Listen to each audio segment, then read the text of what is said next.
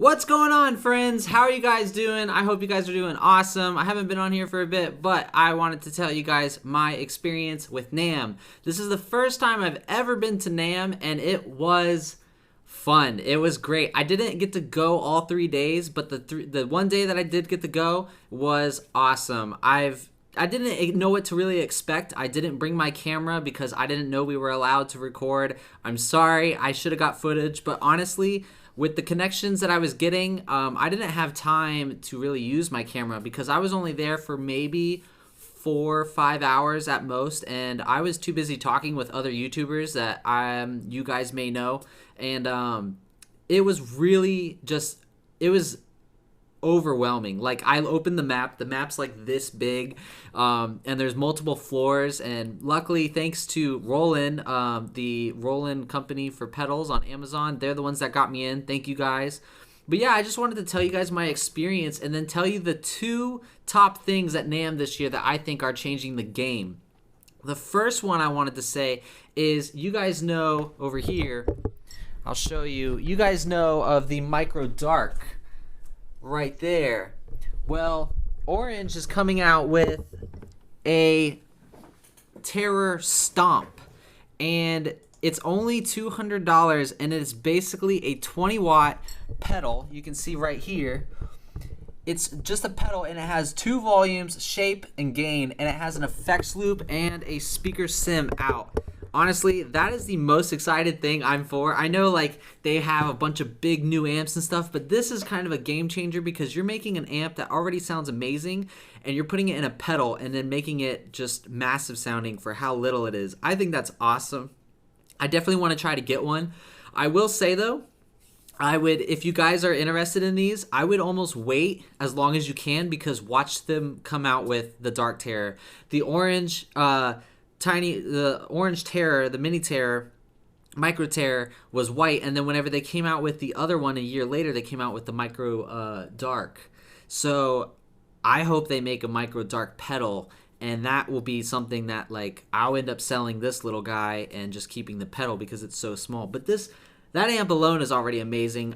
You can see definitely a lot of reviews on this amp on other reviews. I'm going to try to get my hands on it, but like I said, I almost want to wait and see what else they come out with, because if this is the first one and it's really successful, I'm sure that they're going to come out with more different varieties. But that's definitely the first exciting thing I saw. Like, I went in Orange's booth and I saw that little pedal and I was like, this is awesome. I did get to meet some people that you guys know. I got to meet Hunter from Aguefish. I can't remember this guy's name, but he's a little bit bigger dude with glasses, and he plays his guitars in through the computer. He's definitely famous on YouTube. I just cannot remember his name right now. I feel really bad. I saw Tone King. You guys, I don't know if you guys watched the Tone King Kiesel video, but I was in the background. I didn't mean to be. Somebody commented and told me to go look it up, and it totally looks like I trolled him. I did not mean to troll him at all. I was looking at Kiesel's guitars up top, and I look like an idiot.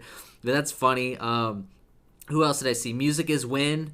I don't know his name, but that's his YouTube channel. I got to talk with Fluff, who's one of my favorite YouTubers. Totally chill guy. We hit it off right away because we're talking about the big tube heads, and he was talking about Saldano amps, and then I was talking about my Huden Kettner, and we talked about Mesa for a little bit. But yeah, he's a cool dude, and that was awesome. If you guys follow my Instagram, you'll be able to see the photos that I took.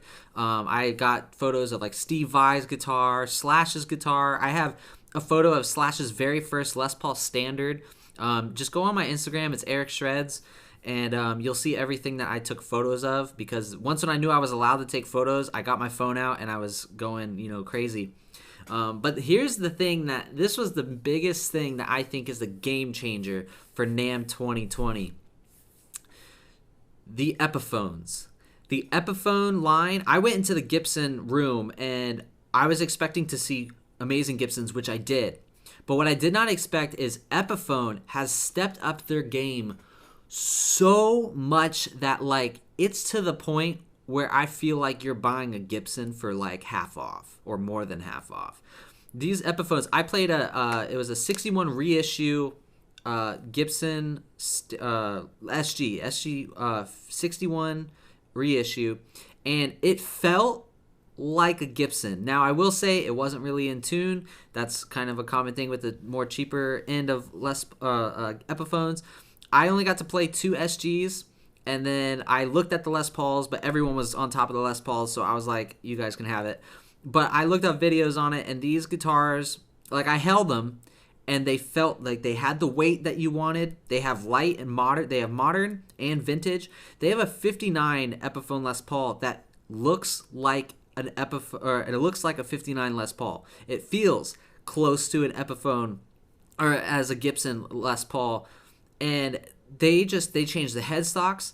They changed the width of how the guitars are made. They changed I think the carved tops are different. The paints are different. Even the 59 has a different paint. It's like a satin color, and I was just kind of blown away because Epiphones usually, like, Epiphone SGs suck. Usually they never stay in tune, and they just don't feel right. They don't feel like an SG does. And now the Gibson Les Pauls and Epiphone Les Pauls, they feel closer, but now they feel closer than ever. And I think that is something that is amazing, that Epiphone has become such a brand that now is like, you get an affordable Gibson, and like, they come with good pickups in them. You can always change them out to the original Gibson pickups. They do say they're like Gibson Pro pickups. But that was the most exciting thing I think I saw at NAMM. Other than meeting guys, I got to meet a bunch of you guys, of some fans from my YouTube channel. That was awesome. That's very different for me to run into more than one person that knew my YouTube channel. And I wasn't there long. And the amount of people that I had for how long I was there was pretty cool. And you guys were really nice, and I appreciate that. You can see one of them on my Instagram. I took photos.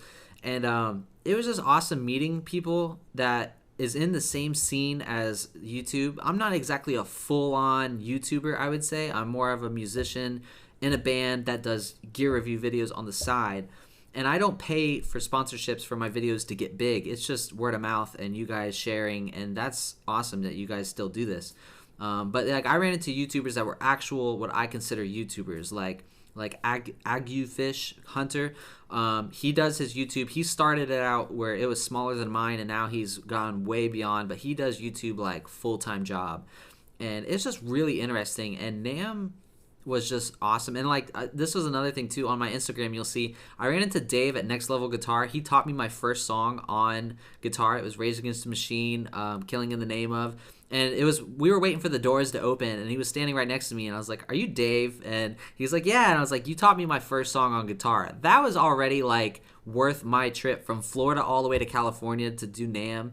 My sister lives in California too, so I also get to see my sister, go to NAMM, and it just worked out really well, and it was awesome. And I just cannot fathom how great of a community I think NAMM is. And there's a lot of famous people there that I noticed, like Slash was there, Eric Johnson was there, Rick Beato was there.